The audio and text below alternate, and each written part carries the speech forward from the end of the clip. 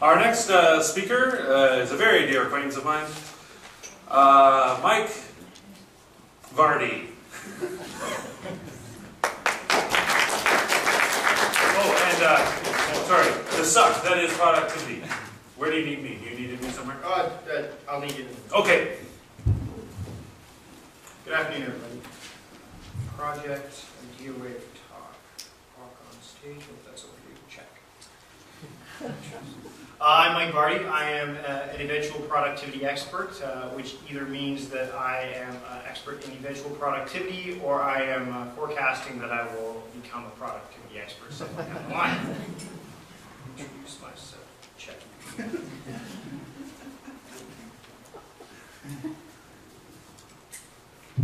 That's done too. Great. All right, so what you've just witnessed is a small portion of what I'm here to talk to you about today. The idea that being productive can be a suck. Now, what is a suck, really? Time suck can be a bunch of different things. And that's the kind of suck I'm going to refer to. So, for those of you that are here for a different kind of...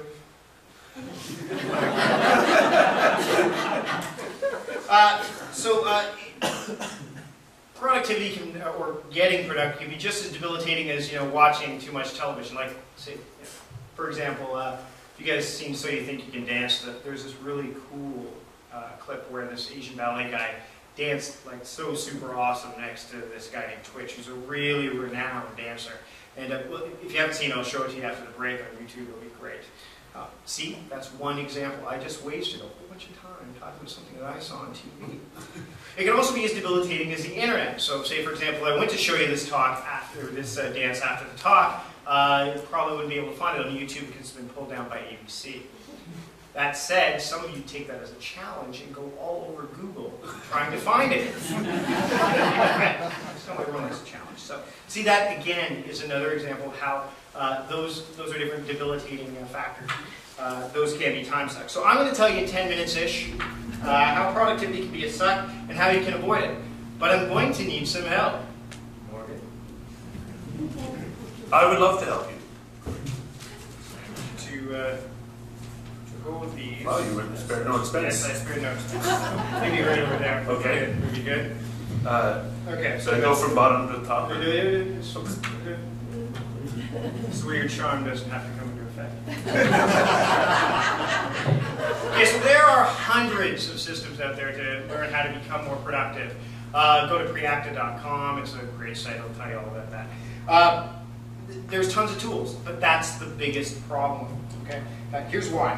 Now, you're all here because you want to explore things. This is, after all, Idea Wave. There's waves of ideas. They're waving around. You want to learn stuff. You want to see Morgan do his thing, whether it be what he's doing now or what he's been doing in between talks. What have you. He has a fan page, by the way. Once you keep trying to learn stuff, you're going to hit a wall. You're going to hit a wall when it comes to being productive. Everybody comes across that. They've got lots of things going on, and they're like, I just can't get things done. So what do? Well, you want to learn how to get things done. You want to find the next big tool. You want to get the next big gadget, like an iPad or an iPhone or an whatever, or BlackBerry. So you'll search for the productivity system that's right for you. You'll try one after the other, and eventually you'll become really good at learning about being productive. But that's pretty much it. Case in point.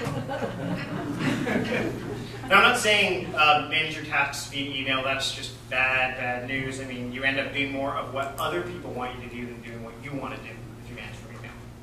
Not a goal. Okay. I'm also not saying don't try systems. It's important because there's always new systems, better systems. Things keep evolving, right? So what you want to do is, if you stop and do the have to, when you found out what works for you, then you get to a place where you'll stop doing half. Okay? Now, there's three things to keep in mind. This is the part where I explain how to avoid it. So this is where Morgan's going to come in. You've been eventualizing very well, by the way. I love your inaction. Let's show these idea waivers what you can do. All right, so go ahead. Go to the first one. What is the first top one? The first one. Oh, the wrong one. Okay, next one. The next one? Next one, yeah. No, I think it was this one. No, that's not it either. Yeah, there. There. Oh, that one. Of course. Simplicity is subjective. So you just saw two examples of that alliteration quotation right there, didn't you? Okay. I could have used a PowerPoint. I've seen some people use it so far. Keynote, any number of web apps out there, what have you. But this, to me, was easier when I was putting it together. Why? Well, technology can be evil when put in the wrong hands, and clearly these hands are wrong. Or hands too, I don't know. Others find PowerPoint second nature. If you're already used PowerPoint, and you're running PowerPoint, you guys know how to do this. I can't do it. That's simple to you guys, because you've done it, you've learned it, all that stuff. The only damage done to me by doing it this way was, other than this little facade that we had going on here, but I write with the left hand, so I had marker on mine. And I write with the hook, right? So that was the only damage really done. My presentation turns out just fine otherwise, I'll let you know. Smart and simple. Simple. Secondly, I had the cards organized in my way, the way I had them organized.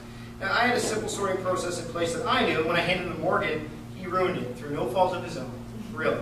And to him, how I handled the cards seemed to be the simplest way to present them.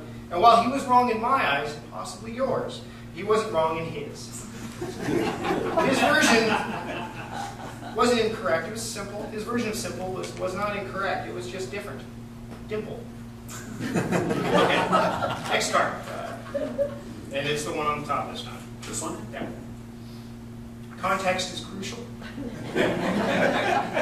Now, when working towards being productive, the first thing you have to look at is context. Are things being laid out to work in the context you've chosen? Take, for example, this title card. I can read it. Morgan can probably read it. But I'm betting you can't. That's because I did not present the title card in the right context. I should have put on a card that was bigger, although different in size from the other one, and using this that way, I would have had that mixed up. So think of the title card as the right tool, the right moment, the right atmosphere. A more practical example, a recent practical example, would be if an integral employee was to leave your organization in a manner that was rather public and not amicable in nature. A response to this in the right context might to send an inter-office letter or memo to your management team indicating to put forth all of their efforts to make this employee regret their decision and bring a championship back to Cleveland.